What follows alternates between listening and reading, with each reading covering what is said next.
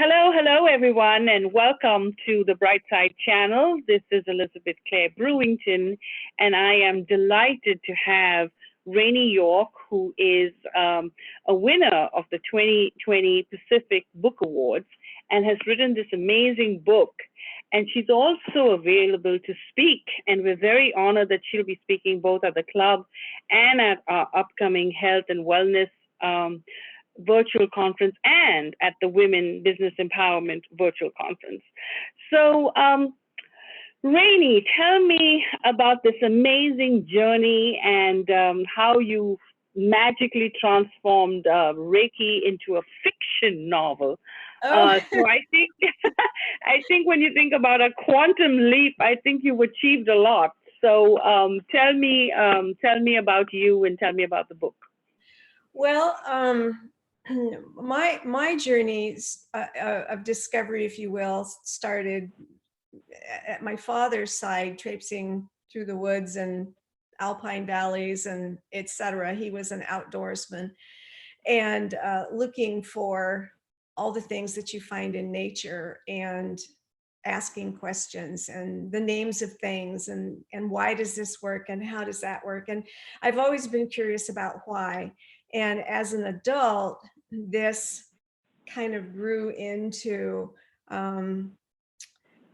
somewhere I got really interested in belief systems of other people, whether they were ancient cultures or indigenous cultures, and that led to the kinds of things that are being discovered in quantum science these days, and interested in the power of mind and the concept that we are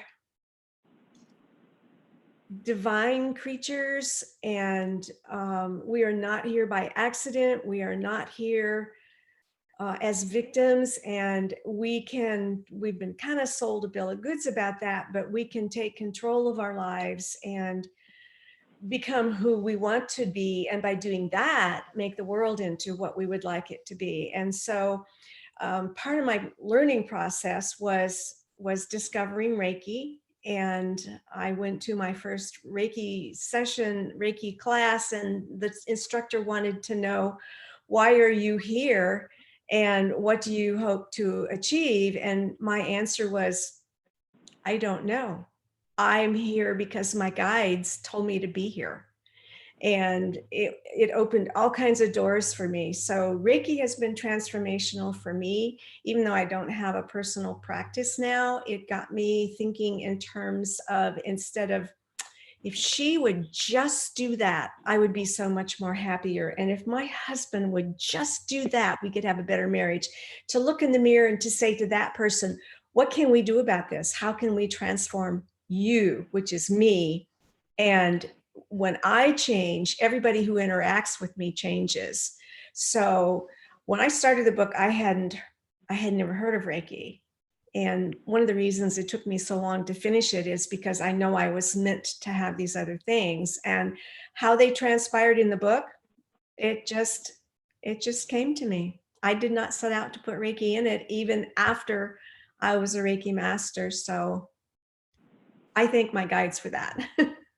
And that's great. And we will actually have Rainey read from her chapter, Reiki 911, and I will have a recording available for that one. So I'm not going to take away the excitement, but if you are watching and you want to come to this event, I'll make sure that your Eventbrite ticket is available to you if you write us a comment. So tell us about the whole the fiction, the plot, and then we'll come back to Reiki as in a minute. But I think that you want to reach high school teenagers, and they're just in such a place of confusion, and especially with this pandemic, you couldn't even imagine what they must be going through. But then I think that this book, we had about 4 reviewers that reviewed the book, and we felt like you actually talk to an audience that's men, women, children, everyone. So I think a lot of people are going through a pandemic identity crisis. Let me put it right there. And finding their purpose is all confused. So, what advice would you give people during this pandemic? Oh, wow. Stay grounded, stay centered, stay positive. Focus on what you wish to create, not on what you're afraid of. Because coming back to the concepts of quantum science that says everything is energy, everything is energy. Our thoughts, our words, our emotions, the table, the computer, you and me, we are all energy. And where we put our focus is where we direct our energy. So when we worry about whatever, that's Yeah. where our energy is going. And so it's helping to create that. That is, I think, a really key thing to understand. And so if you want to create something different, you have to put your focus on it.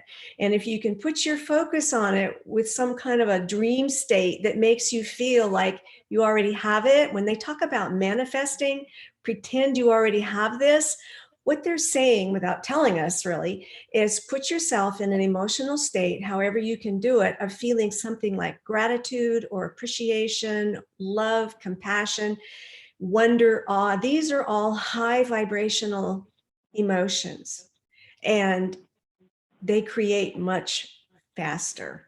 So, plus, it makes us happier. And if we look at ourselves as being little points of light that are, or little pebbles in the pond that send out ripples, what kind of ripple do you want to go out? Do you want it to be worry and angst and drama, or do you want it to be peace and love and compassion and creativity and gratitude? I mean, so focus on what you want, not on what you're afraid of. That's right. Focus on what you want and not what you're afraid of. That's amazing.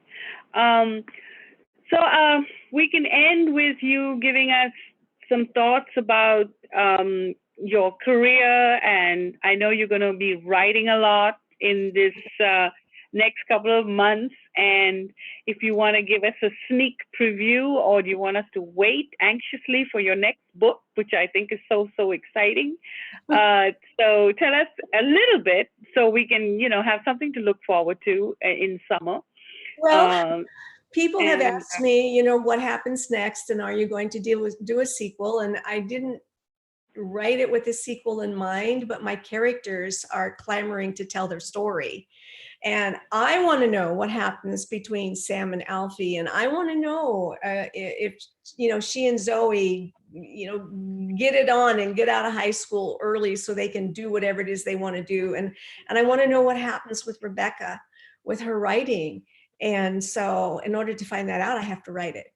And it's starting to come to me. And I realized the other day what one of my key underlying issues is going to be in terms of, what are we learning here? And I don't think I'm willing to tell that yet. all right. So on that note, I have a lot of excitement and lots to look forward to. And so we will wait until you're ready to tell us. And we will be here, and we will be seeing a lot of Rainy York, and we're going to have a lot of videos for you from the club as well as the conference.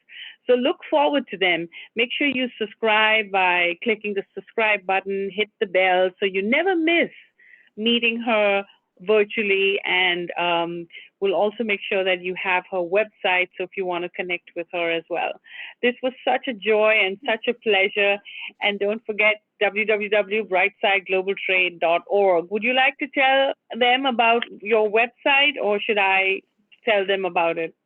My website is rainyyorkauthor.com. And I will tell you that Elizabeth is helping me to make it shiny and bright and more efficient.